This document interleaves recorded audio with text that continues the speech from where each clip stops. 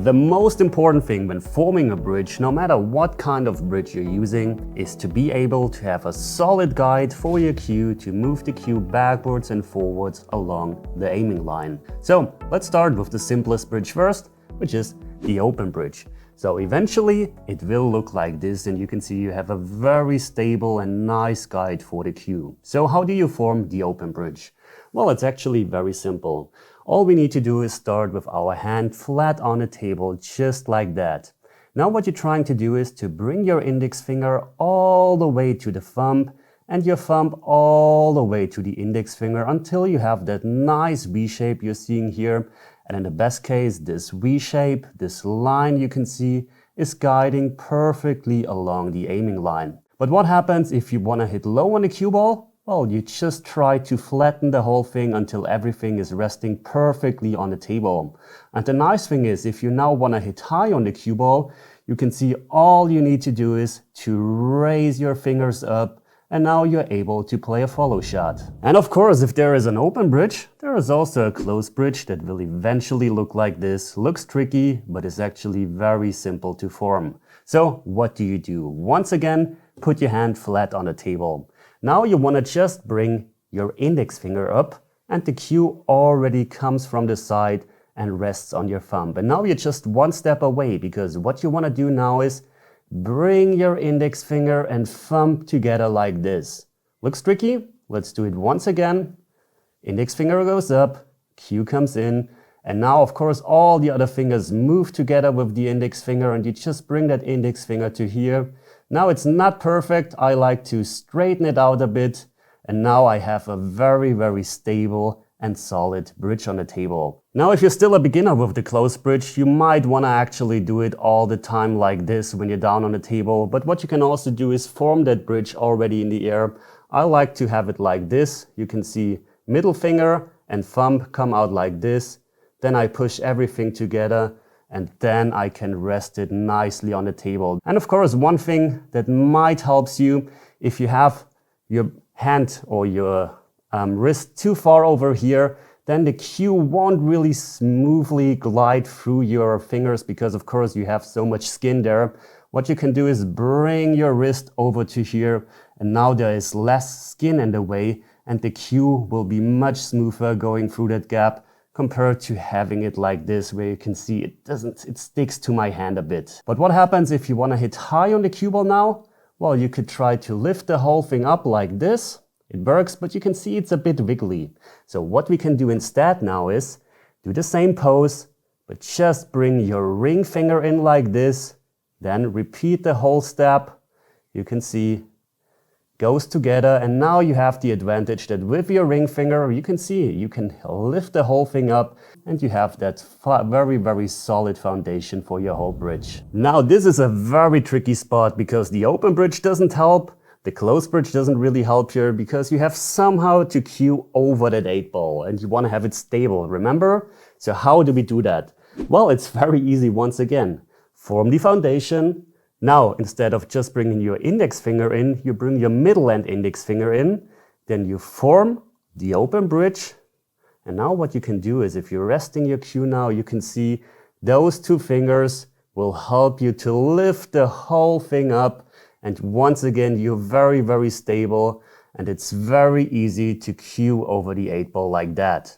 Now, if the 8-ball would be even closer to the ball, you have to elevate even more. But it's once again the same principle.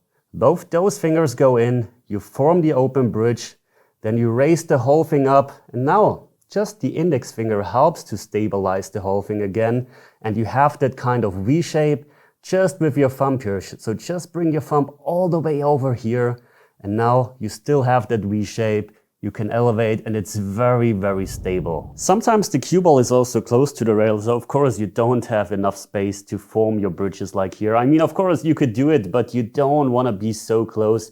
You want to be able to nicely go back and forth with the cue stick. So what do we do when we have to form our bridge on the rail? Well, in that situation, the easiest one you can do is start with your reference position once again, and now all you need to do is put your cue to here, and now just bring your thumb and your index finger together, And you can see you have that nice guide where you can go forwards and backwards on the aiming line. This is super easy, but a super powerful technique. What else could you do? Well, remember our V shape we had before to stabilize the whole bridging? Well, we could do the same now. So form this position with your hand, which should be very common. And now what you can do is just push your hand towards here so you can actually stabilize your hand. You can see with that. Now form an open bridge. And once again, you have a nice V shape and a super stable bridge. My favorite bridge when we're close to the rail, however, is the closed bridge, which will look like this. And it's very powerful and super easy to form. So all you need to do is align your cue on that aiming line. Then your hand goes onto the table like this, and you just bring your thumb parallel to the cue. Now the problem is you can already cue, but the cue is able to go to the left. So to prevent that, bring your index finger up, bring your middle finger also in line with your thumb, and then just bring the index finger up like this. And now you have a guide on both sides, and you can see if you tighten it up, the cue has absolutely no chance to go to the left or to the right. The nice thing is you can move it backwards like this. If you want to move it even further backwards, you just bring your thumb down and just use the index finger and the middle finger as a guide like this. You can see, now you can cue nicely. And let's say the cue ball is a bit further away. Of course, this would be too long of a bridge. Now what you can do is do the same, go forward and just grab with your hand onto the rail.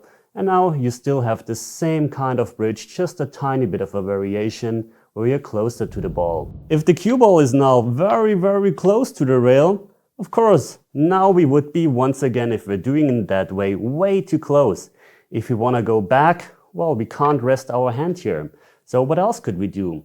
Well, you can form an open bridge that we formed in the beginning, this one, and just bring it all the way back and use the middle finger and the index finger to stabilize it like that. And you can see now you're very far away and you can once again go back and forth nicely with that open bridge you're having. One little extra tip, you can also use a pool glove because this obviously will help to make the cue go smoother through your bridges, especially the closed bridge, because some people have very sweaty hands like I do, so I always play with that glove.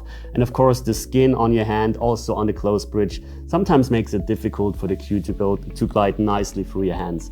And if you watch this video till the end, I just want to say you made a very important step here because the bridges are really the foundation of your game. And I know people who are playing for like 20, 30, 40 years and they still struggle, or they don't even know that they're struggling, but they're still forming really bad bridges. And of course, if the foundation is bad, if your bridges are bad, all the other stuff will definitely suffer from that. So working on your bridges is very, very important. And you can also do that if you're not having a pool table at home. I told the story a million times. I used to practice my bridges on the kitchen table at home when I didn't have this nice setup.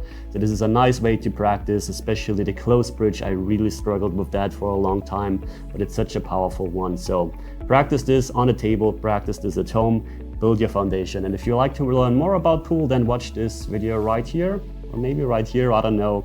And thanks for watching. Leave a thumbs up and see you at the next video. Take care.